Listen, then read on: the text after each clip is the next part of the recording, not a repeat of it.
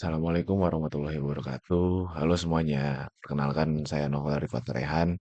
Eh, saya dari Prodi Data Science, lalu dengan NIM 241105000002. Dan dalam presentasi ini, saya akan menjelaskan hasil analisis dan perancangan berbasis objek untuk aplikasi Transportku, sebuah solusi digital integrasi untuk sistem transportasi di kota cerdas smart city. Lalu latar belakang smart city ini sedang mengalami masalah mobilitas akibat penumbuhan populasi yang cepat dengan kemacetan populasi dan rendahnya penggunaan transportasi umum. Saat ini warga harus menggunakan banyak aplikasi dan metode pembayaran untuk berpindah mode transportasi. Maka dari itu, transportku dirancang untuk menjalani platform digital. Satu pintu yang mengintegrasikan semua mode dan kebutuhan transport dalam satu sistem. Tujuan dari perancangan sistem ini adalah menyediakan aplikasi modular, scalable, dan ramah pengguna yang menggabungkan data transportasi, pembayaran digital, lalu notifikasi eh, secara real time, eh, dan analitik cerdas. Pendekatan yang saya gunakan adalah pendekatan pemrograman berbasis objek OOP dengan fokus pada penerapan 4 pilar utama, yaitu ada encapsulation, inheritance, polymorphism, dan abstraction. Lalu identifikasi objek dan kelas. Dimulai dari identifikasi kelas utama dalam sistem ini, itu ada transport QF sebagai entry point dari sistem, memiliki atribut seperti user list, transport data, dan payment system. Metodenya meliputi search route, calculate fare, dan show real-time info. Lalu yang kedua adalah user adalah user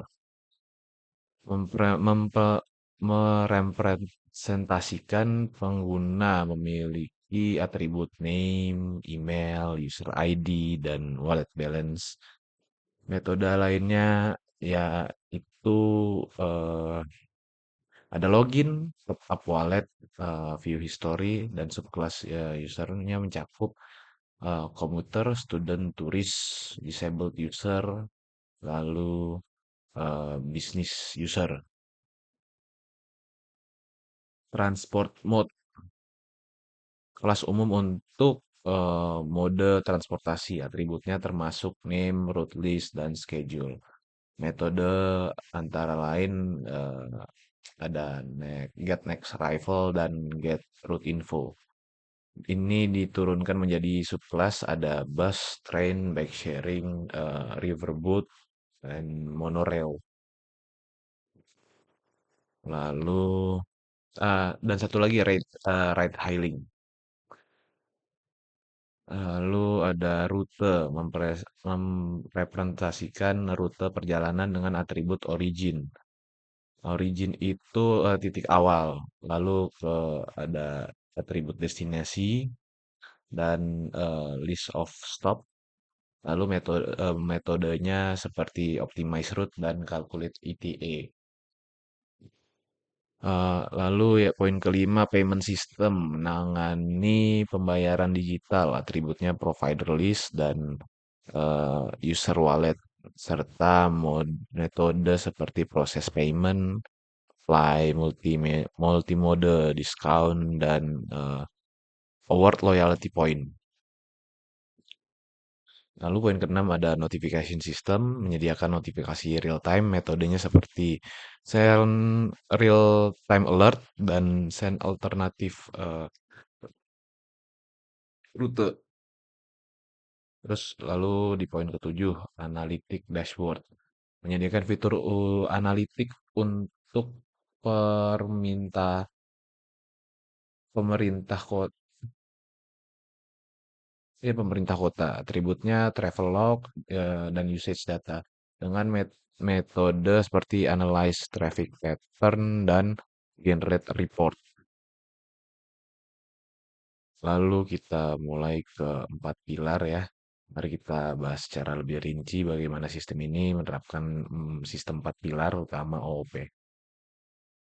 Yang pertama ada encapsulation, setiap kelas menyimpan dan mengatur datanya sendiri, seperti atribut wallet balance pada kelas user tidak bisa diubah langsung dari luar, tetapi hanya bisa dimodifikasi melalui metode seperti top up wallet atau saat proses payment dipanggil dari payment system. Ini berguna untuk menjaga keamanan dan integritas data serta mencegah manipulasi langsung oleh komponen lain. Lalu ada inheritance. Kita menggunakan inheritance agar sistem bisa lebih modular dan menghindari duplikasi data. Lalu kelas user menjadi superclass dari komuter, turis, student, disable user, dan business user.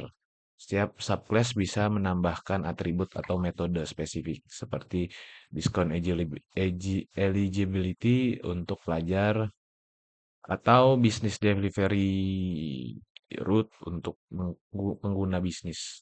Kelas transport mode adalah superclass dari semua mode transportasi seperti bus, train, bike sharing, dan lainnya. Inheritance memungkinkan kita untuk membangun hierarki yang jelas dan dapat diperluas untuk mode baru. Lalu yang ketiga ada polymorphism.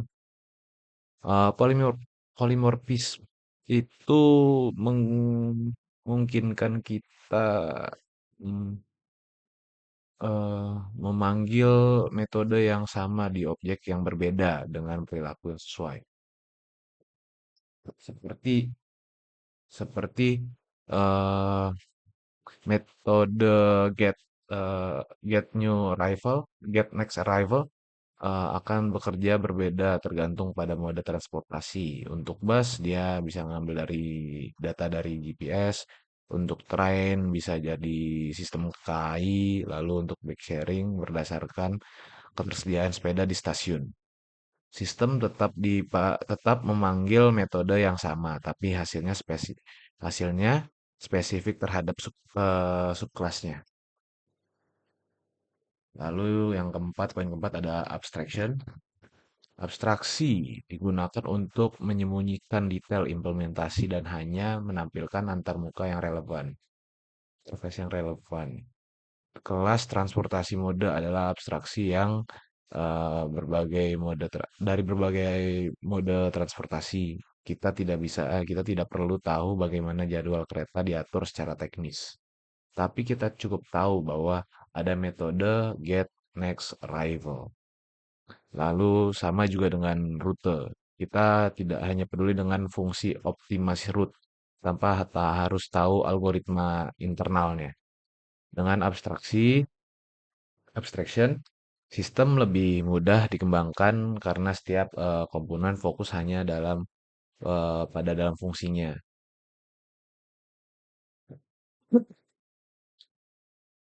Lalu penerapan nyata dan fleksibilitas sistem. Sistem transportku dirancang untuk mengakomodasi kebutuhan pengguna akhir seperti diskon pelajar, informasi aksesibilitas sebagai disabilitas, dan opsi logistik untuk pembisnis.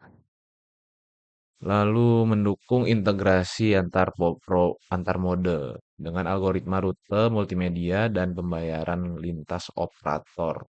Mendukung pengambilan keputusan melalui fitur analitik penjelasan perjalanan dan laporan pola lalu lintas. Sistem ini juga fleksibel dengan diperluas seiring membangun kota, smart city, seperti menambahkan mode baru atau fitur AI atau integrasi kendaraan listrik. Lalu untuk penutup dengan menggunakan prinsip OOP dan desain berbasis objek,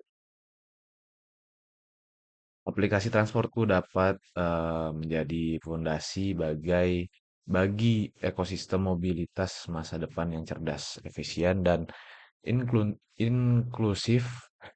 Inklusif. Demikian penjelasan dari saya. Kurang lebihnya mohon maaf. Sekian dan terima kasih. Wassalamualaikum warahmatullahi wabarakatuh.